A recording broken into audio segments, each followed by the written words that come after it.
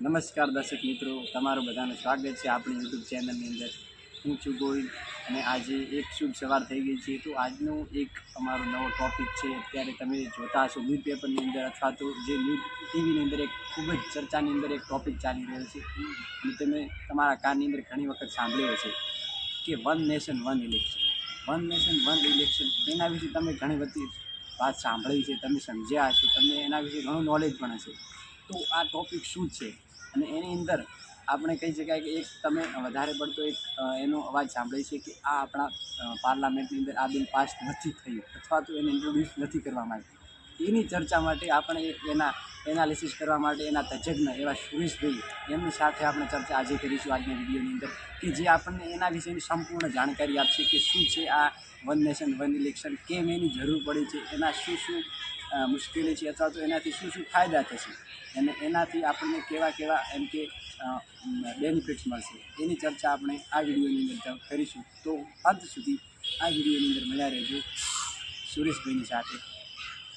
નમસ્કાર દર્શક મિત્રો, સૌથી પહેલાં તો હું અહીંયા તમારો ખૂબ ખૂબ આભાર માનું છું કે અહીંયા તમે મને બોલાવ્યો, મારા વિચારોને અહીંયા રજૂ કરવાનો મોકો આપ્યો, એ માટે ખૂબ ખૂબ આભાર તમારો. સો જેમ ગોવિંદભાઈએ વાત કરી કે આપણા ભારત દેશમાં વન નેશન વન ઇલેક્શનનો મુદ્દો અત્યારે જોરમાં છે, કારણ કે વન નેશન વન ઇલેક્શન એક એવો ટૉપિક છે એ આપણા ભારત દેશ માટે, આપણા ભારતના ફ્યુચર માટે ખૂબ જ જરૂરી છે. પણ એના પહેલાં હું સૌથી તમને વાત કરી કે એના બેસિકની, કે આપણે વન નેશન વન ઇલેક્શનની જરૂરિયાત કેમ છે, કેમ આપણે હજી સુધી એને ઇમ્પ્લિમેન્ટ નથી કરી શક્યા અને ઇમ્પ્લિમેન્ટ ના કરવાના કારણ શું છે, તો એને આપણે વિસ્તારમાં સમજીશું. ઠીક છે, તો સૌથી પહેલાં હું અહીંયા વાત કરીશ કે આપણા ભારત દેશમાં મુખ્યત્વે અત્યારે 3 પ્રકારની ચૂંટણીઓ થાય છે.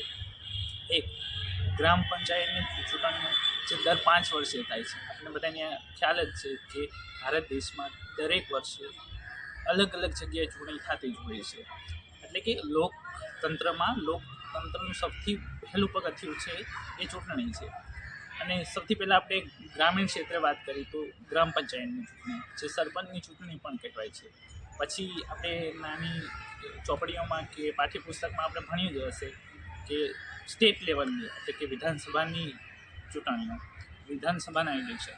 આમાં શું થાય છે કે દર 5 વર્ષે જે રાજ્યના દરેક રાજ્યમાં, ભારતના 28 રાજ્યોમાં અલગ અલગ જગ્યાએ અલગ અલગ ચૂંટણી થતી હોય છે. અને પૂરા દેશની વાત કરું છું કે એ લોકસભાની ચૂંટણી, એમાં આપણા ભારત દેશમાં, આપણે ભારત દેશ લોકશાહીનો દેશ છે, એના પ્રતિનિધિ માટે આપણે ચૂંટણી કરતા હોય છે, એક ઇલેક્શન કરતા હોય છે. પણ મુખ્યત્વે અહીંયા આપણે વાત કરી છે કે કેમ અત્યારની જે ગવર્મેન્ટ છે, અત્યારની જે બીજેપી ગવર્મેન્ટ છે, જે કરંટ રૂલિંગ ગવર્મેન્ટ છે, એ કેમ અત્યારે ફોકસ કરે છે કે વન નેશન વન ઇલેક્શન હોવું જોઈએ. તો સૌથી પહેલાં આપણે કોઈ પણ, તમે ન્યૂઝ ચેનલમાં કે કોઈ પણ રિપોર્ટમાં સાંભળ્યું હશે કે કોઈ પણ ઇલેક્શનમાં જે આર્થિક ખર્ચો હોય એ કેટલો બધો હોય છે. માનો કે એક ઇલેક્શન, હજી આપણે ગ્રામીણ ક્ષેત્રે જ વાત કરી કે એક ઇલેક્શનનો ખર્ચો લગભગ કરોડોમાં હોય છે. અને એની સાથે આપણને બધાને ખ્યાલ જ છે કે ઇલેક્શન માટે મુખ્યત્વે જે સેવકો હોય છે, જેમ કે ટીચર્સ છે, પોલીસ છે, અને ઇવન જે આપણા જેટલા સૈનિકો છે એમની પણ ડ્યુટી ત્યાં જ હોય છે. તો આ બધું એકસાથે દર વર્ષે કેટલો બધો ખર્ચો થાય છે. તો હવે ઇમેજિન કરો કે એક રાજ્યમાં 5 વર્ષે ચૂંટણી થાય છે, તો એવા આપણે 28 રાજ્યો છે, અલગ અલગ પાર્ટીસ છે. તો દેશમાં ક્યાંક ને ક્યાંક ચૂંટણી થતી જ હોય છે દર વર્ષે, તો ક્યાંક ને ક્યાંક ઇલેક્શનનો માહોલ બનતો જ હોય છે, ક્યાંક ને ક્યાંક થતું જ હોય છે. તો એના કારણે જે આપણું એડમિનિસ્ટ્રેશન છે મુખ્યત્વે એ સરખું થઈ શકતું નથી, કોઈ પણ પોલિસી લાગુ પડે છે. તમે બધાએ નામ સાંભળ્યું હશે કે યુનિફોર્મ સિવિલ કોડની વાત છે, કે જેટલા પણ બિલ આવે છે એનું બિલનું ઇમ્પ્લિમેન્ટ કરવા માટે અલગ અલગ મંજૂરી હોય છે. પણ સૌથી પહેલાં હું અહીંયા ઇલેક્શનની વાત કરું તો પણ ઇલેક્શનની જ્યારે શરૂઆત થાય ત્યારે એક બિલ કે એક આપણા ભારતના ઇલેક્શન કમિશન દ્વારા એક કોડ લગાવવામાં આવે છે, કોડ ઓફ કન્ડક્ટ.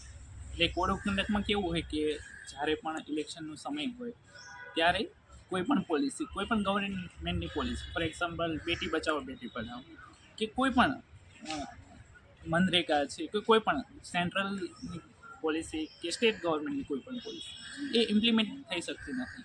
તો હવે તમે ઇમેજિન કરો કે કોઈ પણ રાજ્યમાં એ પોલિસીને ઇમ્પ્લિમેન્ટ થઈ શકતી નથી ડ્યુરિંગ ઇલેક્શન. તો એના માટે આપણી એક ટર્મ્સ અત્યારે બહુ ચર્ચામાં છે કે પોલિસી પેરાલાઇઝ કહી શકાય એમ, કે પોલિસીનું પેરાલાઇઝ થઈ જશે, એ ઇમ્પ્લિમેન્ટ થઈ શકતી નથી. એક ડેટા અનુસાર એવું જાણવામાં આવ્યું છે કે જે પણ પોલિસી ઇમ્પ્લિમેન્ટ ના થઈ તો એના લીધે એડમિનિસ્ટ્રેશનમાં કેટલા બધા નુકસાન આવે છે.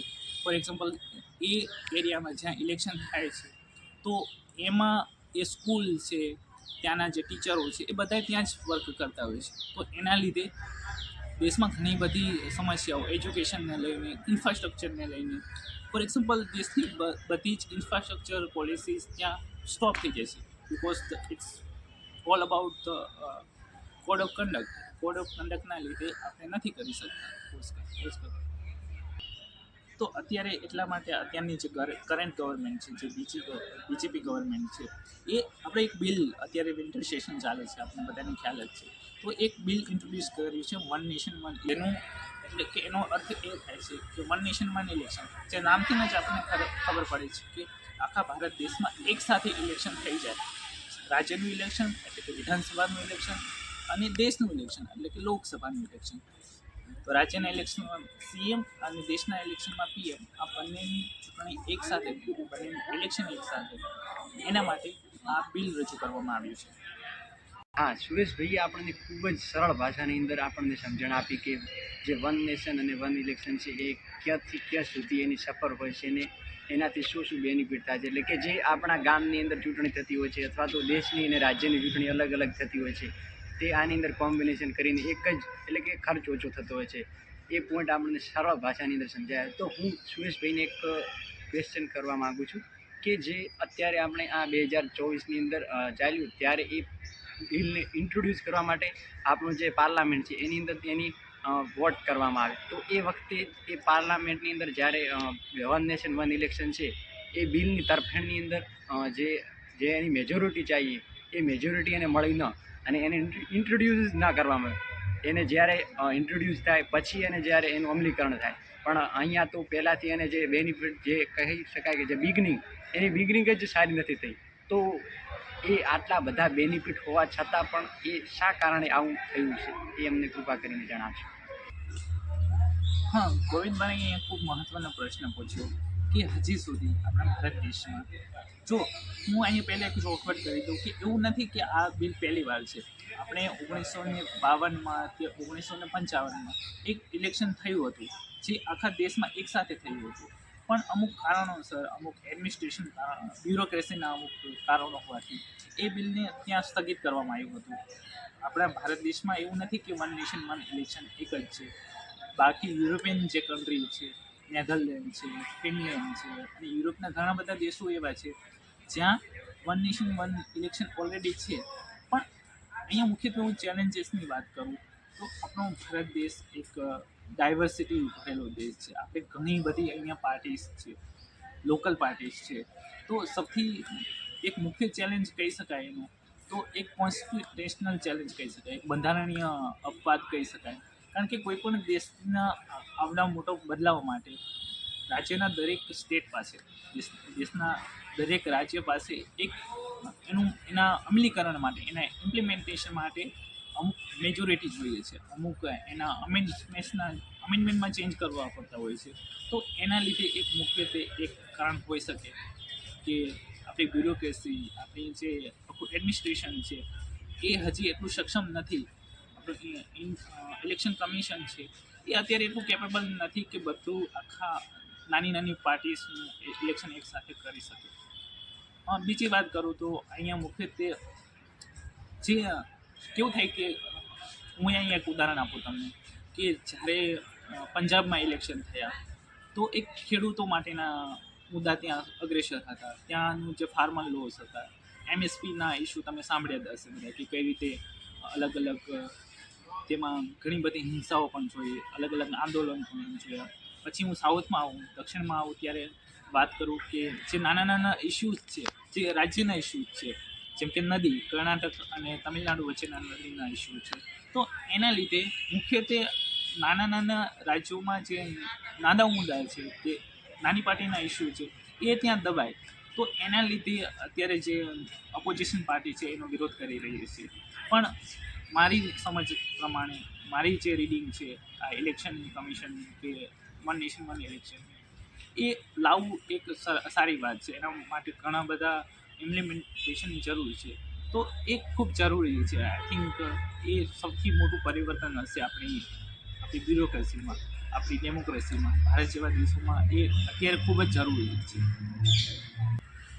હા, સુરેશભાઈએ આપણને આ ખૂબ સરસ અને ખૂબ સરળ ભાષાની અંદર આપણને જે માહિતી આપી કે વન નેશન વન ઇલેક્શન એની શું જરૂર છે અને એનાથી શું શું બેનિફિટ થશે અને એનાથી કેટલા આપણને એમ કે મુશ્કેલી પડતી હતી એ શા કારણે પડતી હતી. તો આ બધી આવી માહિતી આપવા માટે હું સુરેશભાઈનો ખૂબ જ આભાર પ્રગટ કરું છું કે તમે અમારા આ જીએનએસ રિપોર્ટની અંદર આવ્યા અને અમને અમારા દર્શક મિત્રોને આવી સરળ લેંગ્વેજની અંદર તમે આવી માહિતી આપી એ બદલ હું તમારો ખૂબ ખૂબ આભાર ફરી વખત પ્રગટ કરું છું. બીજી વાત કે તમે આવા જ વિડીયો જોવા માટે અમારી યુટ્યુબ ચેનલને સબસ્ક્રાઈબ અને લાઈક કરતા રહેજો. અમે આગળ પણ આને કરંટ રિલેટેડ ટૉપિકના વિડીયો લાવતા રહીશું અને આવા જ આપણના જે ગેસ્ટ છે સુરેશભાઈ, એ આપણને આવી માહિતી આપણને આપતા રહેશે. ધન્યવાદ. નમસ્કાર.